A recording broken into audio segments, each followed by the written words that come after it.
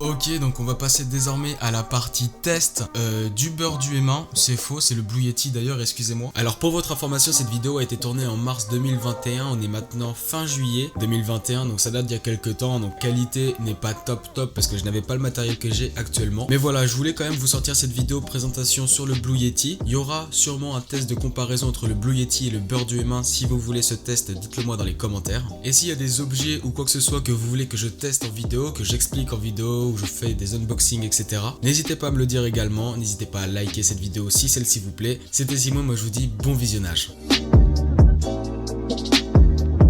Comme vous pouvez le voir ici, il y a déjà deux sortes de boutons. On a le bouton gain ici, tout simplement pour baisser ou augmenter le gain de ma voix qui va rentrer dans le micro. Et on a également 4 modes ici. On a des modes pour faire des interviews, c'est-à-dire que ça va prendre le son de ce côté-là et derrière. Là, en l'occurrence, je suis le mode qui prend juste le son de devant et pas du tout le son de derrière. On a un mode qui prend le son tout autour du micro, qui sont du coup utilisés pour les vidéos ASMR. C'est avec le Blue Yeti généralement que les vidéos ASMR se font et c'est avec ce mode du coup qui prend le son tout autour. Et on a un dernier mode qui fait une sorte de 8, je sais pas du tout ce que c'est, puis on va le tester tout simplement. Et donc devant, comment ça se présente? On va tourner le micro délicatement. Comme vous voyez, Blue Yeti, là c'est le bouton mute, c'est-à-dire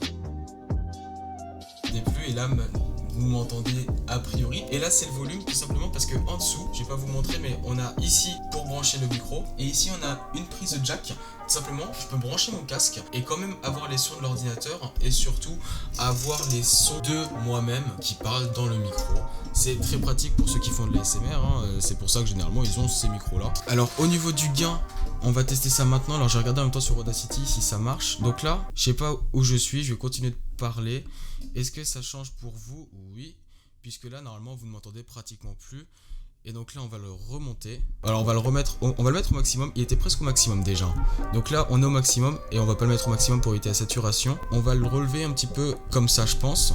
Et donc là le son me paraît plutôt bien. On va même le rebaisser un petit peu. Là si je le monte ça va pas le faire. Voilà, donc normalement le son il est à peu près correct. On va tester maintenant le nouveau mode. Alors est-ce que ça va marcher? Je pense qu'on entend la différence, hein. Je le vois sur Audacity la différence. On va passer dans le mode, interview. Donc comme je vous ai dit, tout simplement ça prend le son de devant et le son de derrière. Donc là si je parle comme ça, normalement vous m'entendez correctement. Et si je tourne le micro et que je parle comme ça, vous m'entendez normalement encore correctement. C'est dû faire du bruit avec la perche, je suis désolé. Mais normalement vous m'entendez dans les deux situations correctement. Tout simplement puisque comme je vous ai dit, la prise de son se fait devant et derrière. On va passer maintenant à la prise de son globale, c'est-à-dire autour du micro. Donc là si je parle et que je tourne un petit peu autour du micro comme ça, normalement c'est censé prendre le son un peu partout. Alors comme je suis autour comme un con, ça doit faire des bruits dégueulasses. Mais normalement voilà, là je peux faire de la ASMR. Oh, je suis un boss.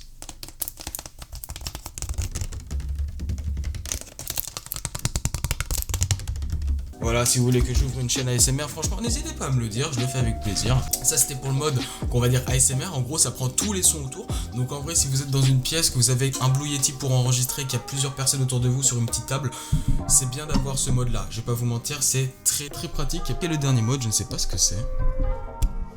D'après ce que j'ai compris, c'est à peu près le même mode. C'est-à-dire que là, tout à l'heure, avec le mode interview, ça prenait le son derrière et là, le son devant. Et là, ça prend un peu plus largement, j'ai l'impression, un peu moins largement justement, puisqu'au lieu de prendre le son comme ça le prend vraiment juste comme ça, j'ai l'impression. Alors après, je ne connais peut-être pas assez le micro, j'ai peut-être pas assez testé ce mode là.